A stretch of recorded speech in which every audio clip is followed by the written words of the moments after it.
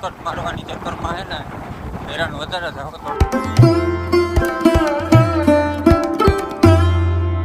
તમે જોઈ શકો છો કેટલું બધું ટ્રાફિક છે અહીંયા, કેવડી મોટી લાઈન છે.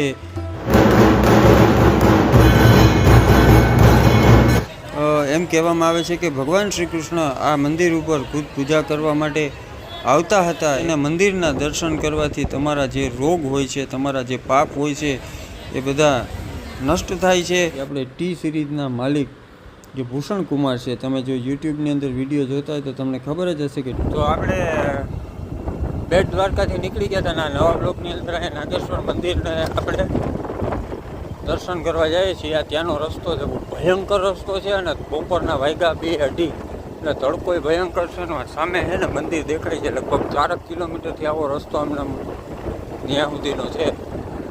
માન ગાડી હાલે છે આમાં.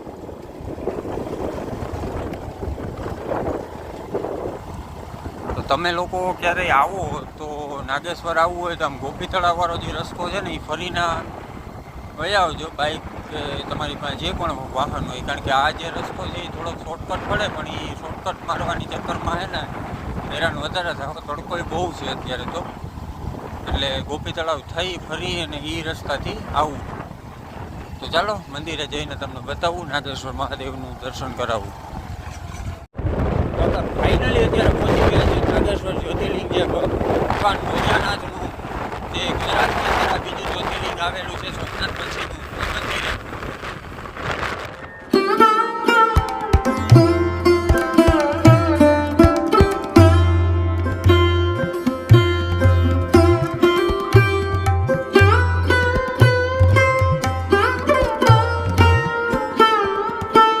તો આપણે ફાઇનલી પહોંચી ગયા છીએ નાગેશ્વર જ્યોતિર્લિંગ, જે દ્વારકાથી 15 કિલોમીટર દૂર છે. અને તમે જોઈ શકો છો કેટલું બધું ટ્રાફિક છે અહીંયા, કેવડી મોટી લાઈન છે.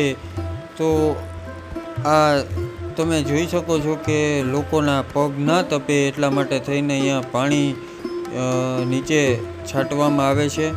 અને આ કંઈક અદ્ભુત મંદિર છે બહારથી, અને મંદિરની પાછળ એક્ઝેક્ટ આ તળાવ આવેલું છે. અને તળાવની અંદર બહુ બધી માછલીઓ આ જગ્યા ઉપર છે, અને લોકો અહીંયા આવીને લોટ નાખે છે અને માછલીઓને ખાવાનું નાખે છે. માછલીઓ તમે જોઈ શકો છો.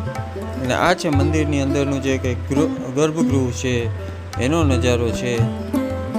તો ચાલો હું તમને બતાવું, આગળ આરતીના પર તમને દર્શન કરાવું. વિડીયોમાં આગળ જોડાઈ રહેજો, અને વિડીયો સારો લાગે તો લાઈક, શેર અને કોમેન્ટ કરવાનું ભૂલતા નહીં.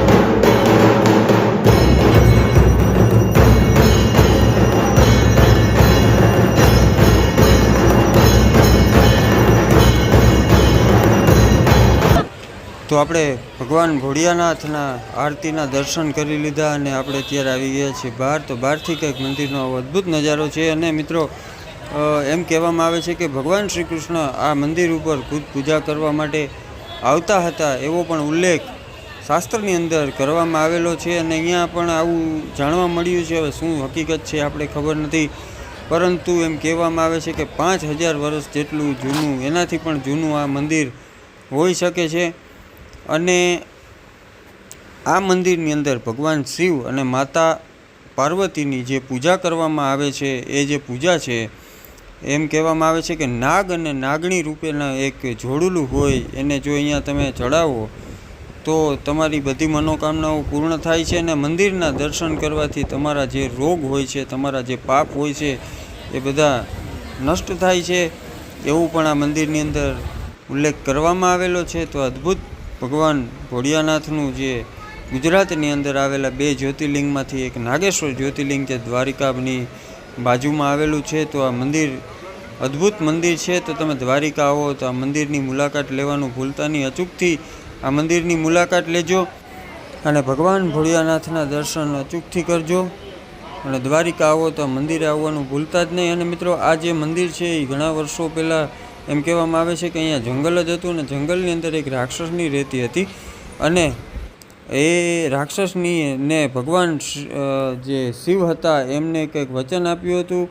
જાજી આપણે સ્ટોરી ખબર નથી, પણ જે પ્રમાણે મને થોડું ઘણું યાદ છે, મેં સાંભળ્યું છે એટલે કહું કે એમણે વચન આપ્યું હતું કે આ મંદિર છે એ નાગેશ્વરના નામે અને ભગવાન નાગેશ્વર જે નાગદેવતાના દેવ છે એના નામથી આ મંદિરની પૂજા થશે.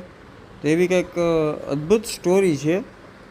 અને આ જે તમને સામે પ્રતિમા દેખાય છે ભગવાન શિવની એકદમ વિશાળકાય પ્રતિમા આ જગ્યા ઉપર સ્થાપવામાં આવેલી છે. અને આ જે પ્રતિમા છે એ આપણે ટી સિરીઝના માલિક જે ભૂષણ કુમાર છે, તમે જો યુટ્યુબની અંદર વિડીયો જોતા હોય તો તમને ખબર જ હશે કે ટી સિરીઝ કોનું છે.